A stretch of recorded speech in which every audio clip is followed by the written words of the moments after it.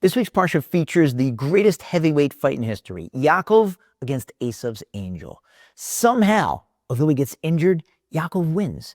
Don't ask me how he was able to beat an angel in a wrestling match, but he did. He's holding on to the angel, won't let him go until the angel agrees to bless him. In order to do so, the angel asks him, "What's your name?" He says, "Yaakov." The angel says, giving a message from God, "Your name's no longer going to be Yaakov. From now on, it's going to be Yisroel," reflecting the fact that you've contended with godly beings and prevailed. Fair is fair. Yaakov says to the angel, "What's your name?" The angel says to him, "Lama, why are you asking me my name?" What kind of an answer is that? Why wouldn't you just tell him his name? Couldn't he have just said, "My name's Steve," or "Jack"?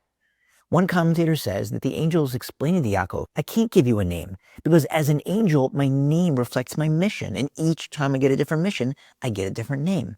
That's a message to us. Each one of us has a mission. When we were given our name, we were given our mission. It's important for us to take time every so often, at least once a year, if not more frequently, to ask yourself, am I fulfilling the mission for which God placed me down on earth? We have to ask ourselves the angel's question, Lama, but ask it like this, Lema, for what?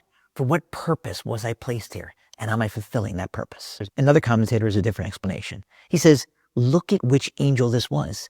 It was the angel of Esav. The angel of Esav is saying to him, why are you asking my name? What difference does it make? I am going to be your enemy, your mortal enemy, your antagonist throughout history.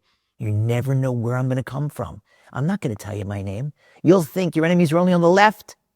Guess what? They're also on the right. You'll think it's only the capitalists. No, it's also the socialists. No, it's also the isolationists.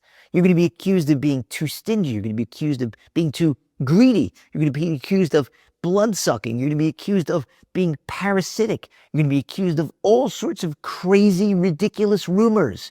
Genocide, the latest one of the day.